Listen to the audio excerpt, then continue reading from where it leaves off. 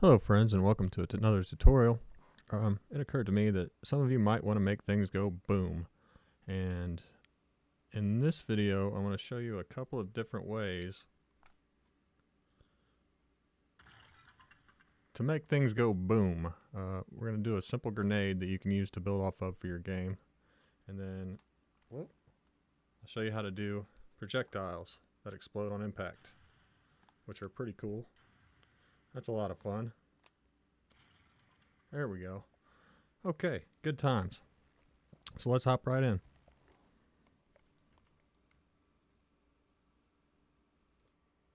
Okay, so I've already imported VRIF, and you're going to need a couple of packages. I'm using the Unity Particles pack, which is free, and I'm using a free effects pack as well.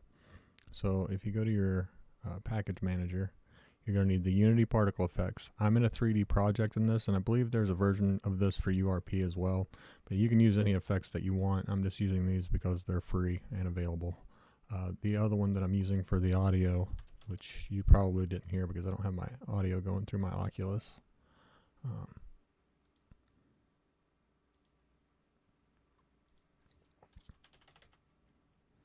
Is the free sound effects pack.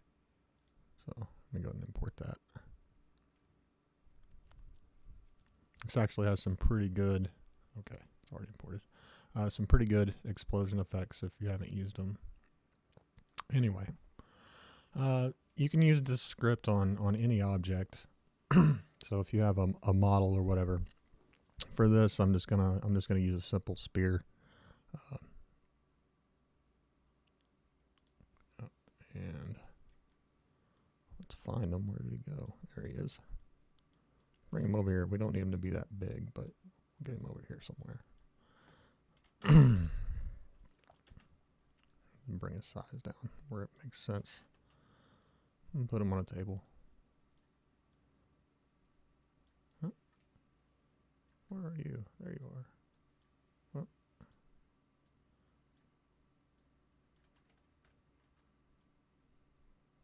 Okay. The first thing we need to do is we need to make it grabbable. So let's go ahead and add a rigid body. And yeah, that's good enough. And a grabbable component. And we'll make this a physics joint. Right? Is that what I figured out worked the best for this? I think so. Yep, physics joint. And we'll make it remote grabbable. And parent to hand model, that works. I'm not going to go in too much in the grabbables. We're also going to add a grabbable Unity events. If you're not familiar with this, this allows you to do things with a grabbable object without having to actually code it in. So if it's being held, you can call events on while the object is being held, in which hand that it's being held in. This also makes it to where you don't have to know what hand is holding it. So when we set this up, when you're holding the grenade in your left hand and you push the primary button, it'll set off in a timer before it explodes. And then if you're holding it in your right hand and you hit your primary button, it'll explode. So that's pretty cool. Next thing we're going to need is a script. So let's go to our assets, create a new folder, and we'll call this boom scripts. Why not? Make a new C# script. We'll call this grenade. Granada. Okay.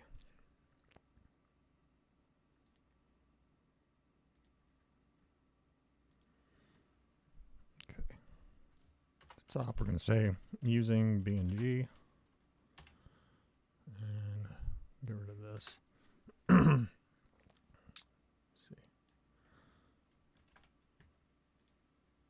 As usual, I'll make this stuff available in the download so you don't have to type it, but you'll want to build off this for whatever you're using it for.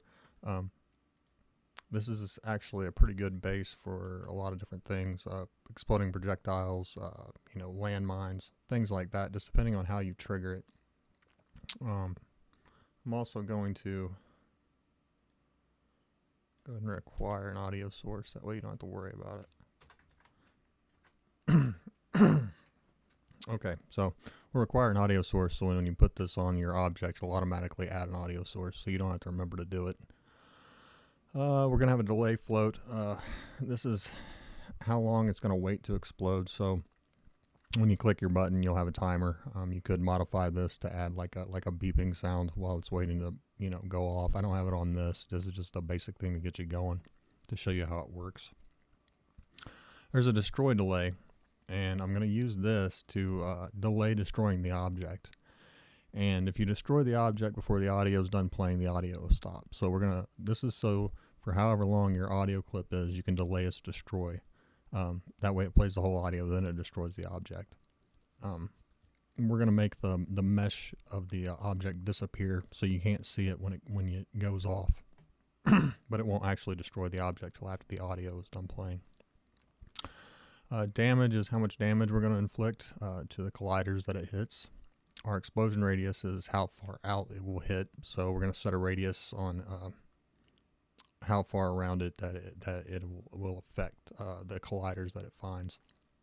Explosion force is self-explanatory. How much force are we going to put on these objects when we explode? So the force that inflicts to make them go flying. Game object explosion effect is your effects. So the fire, the flames, the cool stuff. The mesh renderer mesh, that's the mesh renderer of the object that we're going to put this on, so we can make it disappear. So we can't see it, but the audio will still be playing. And then boom clip is the audio that is going to play when it explodes. So, in the start function, boom clip is going to equal our audio source, which it's automatically going to put on for you. And the mesh is going to equal the, I don't need this here. The mesh renderer of the object, so that we can make it disappear. This is the creatine that we're going to start. So when you click the button, you're holding it, you click the button, it's gonna wait for our delay, or 3 seconds before it runs explode. And then it's going to disable the mesh renderer so we can't see it. And then it's going to wait for another few seconds, and then it's going to destroy the game object so that it's no longer in the scene.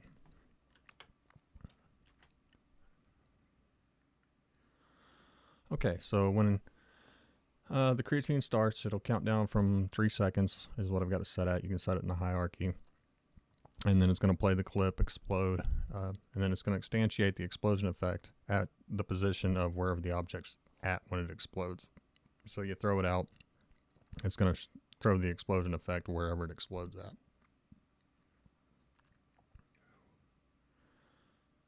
Okay, and then we're going to create a colliders array. It's going to equal the physics overlap sphere from the transform position and the explosion radius.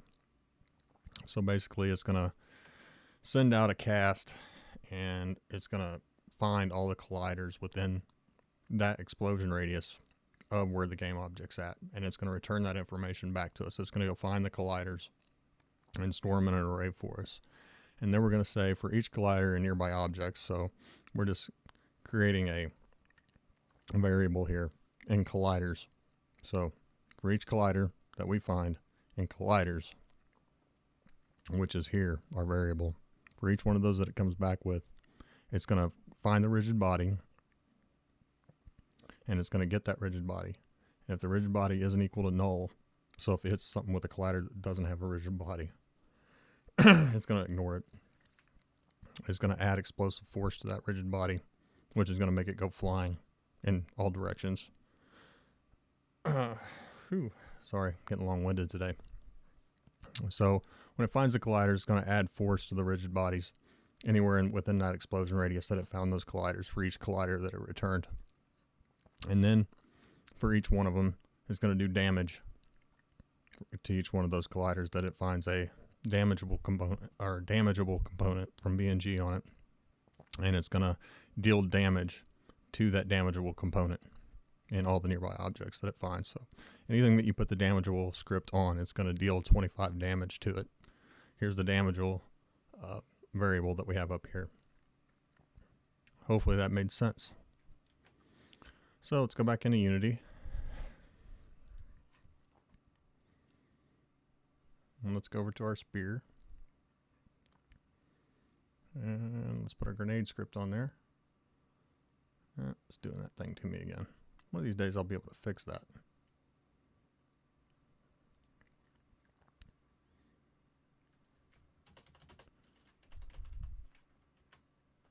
See if it's going to load it this time. There we go. There we go. Okay, so you can set your delay, how long it's going to wait to blow up after you click your button. This is how long it's going to wait for your audio clip to play before it destroys the object itself. This is how much damage it's going to inflict in that radius. This is the radius of the explosion. So when it goes out and looks for colliders, this is the radius. How far out do you want it to look? And this is how much force it's going to put on those objects. So now, well, didn't give me my audio source, did you?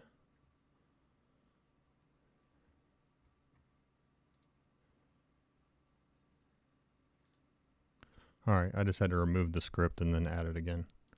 That little odd thing that it does to me sometimes made the audio source not pop up. Anyway, there's our audio source. So if you had that same glitch that I had, just remove it after it comes back up and then put it back on. So now we need to add our explosion effect and our audio effect. So let's go find them. Assets, and I just find them by typing explode.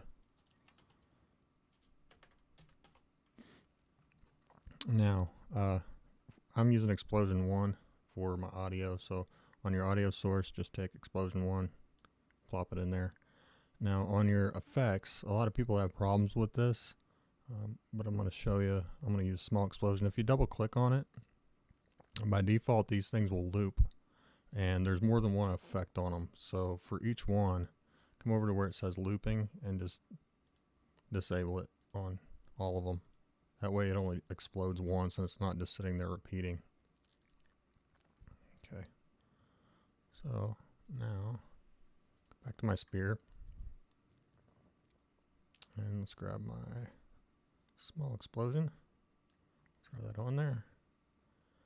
And then we went on button 1 down. This will be the primary button on either the right or the left trigger. So if you're holding it in the right and you click your A button, it'll count from 3, then it'll explode. If you're holding it in your other hand, click the button, it'll count to 3 and explode. You can play with this and set it up however you want. Like I said, this is just to show you how the explosions work, and then maybe you can use them in your own project. So let's grab the spear, put it on there, down to grenade, go down to trigger boom, and that should be it. We'll jump into VR and see what happens. Okay, so real quick, come to your audio source, and where it says play on awake, just unclick that. Otherwise the audio will play when you click play. Alright, here we are in VR. Let's see what happens.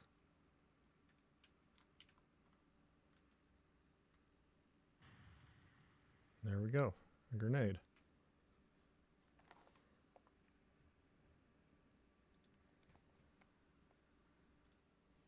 Okay, so for the next one we're going to create a projectile. So let's go ahead and get rid of that, and let's go to our BNG framework, and let's go to our prefabs. Actually, I can do this quicker. Let's just type arrow. Okay, find arrow 1, and then just Control D to duplicate it. And we'll rename this to boom arrow. Okay.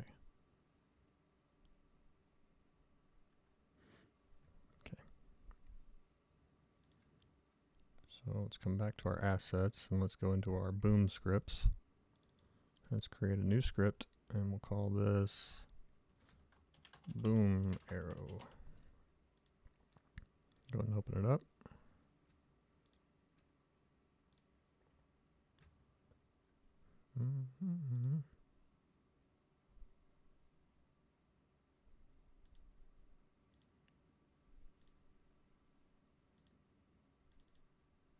Okay. At the top again, we'll need using BNG. And this is basically built off the same script. It's just triggered a little bit differently.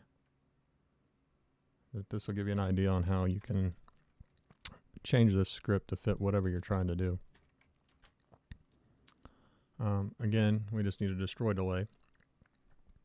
So how many seconds before it destroys the object. This is there, so you know the audio finishes playing.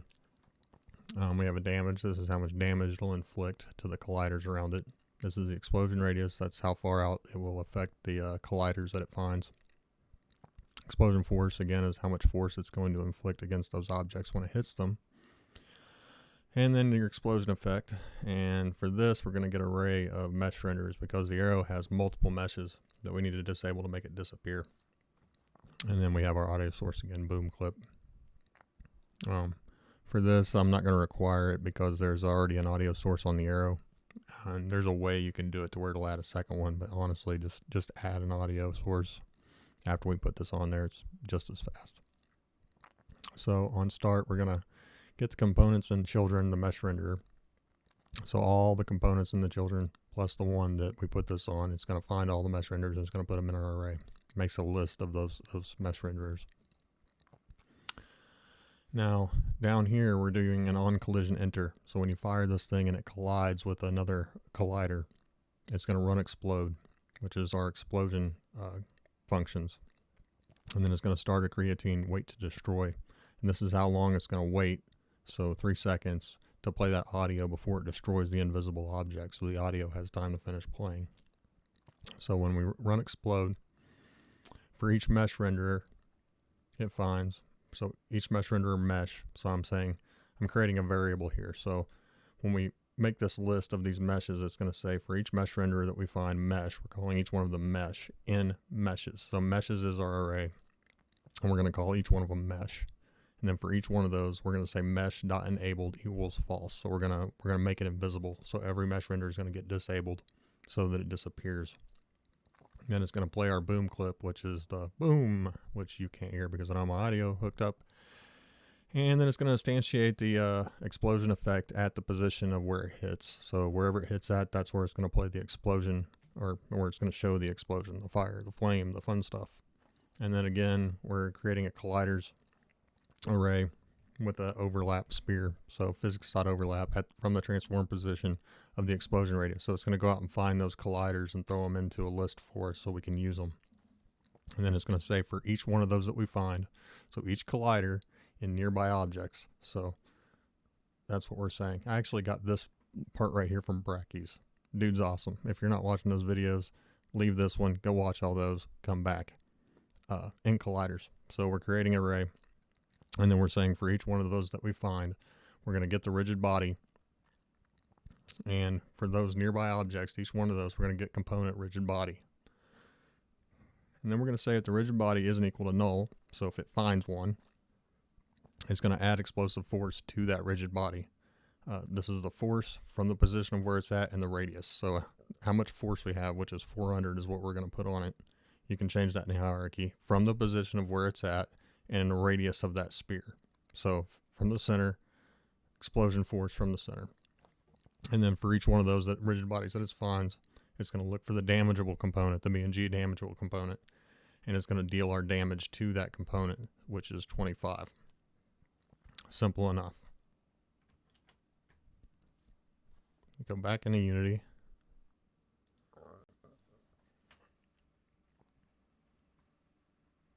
Let's click on our main arrow here. Come down to the bottom.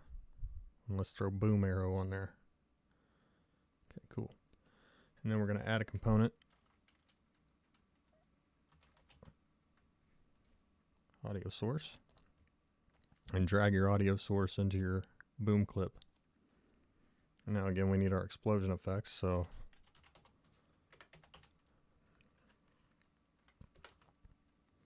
we'll just use explosion 1 for our audio, and we'll use our small explosion, which seems to look pretty good for this, for our other one.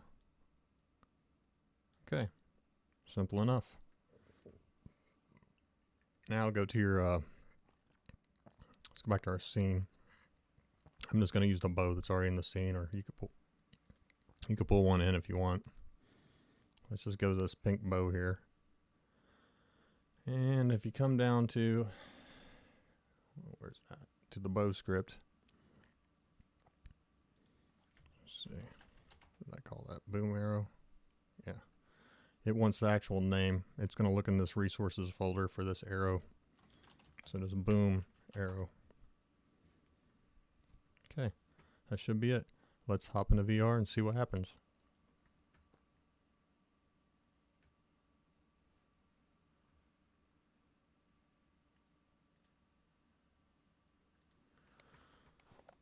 Real quick, click on your boom arrow. I always forget to do this. And come down to the audio source that we just added, and where it says play on awake, disable it. That way it doesn't play as soon as you start your game. Okay, let's test it out.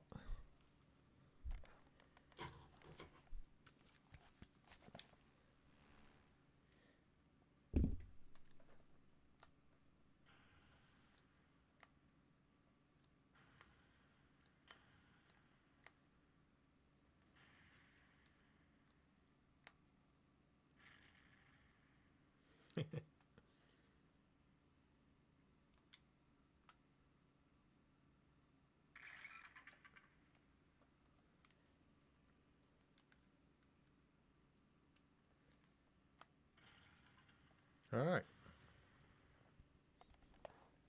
Good times. As always, I hope you found this informative, and I hope you have a lot of fun just blowing stuff up. It's really good fun if you have ragdolls on your enemies. Watch them go flying. I could do that all day long. Thanks for joining.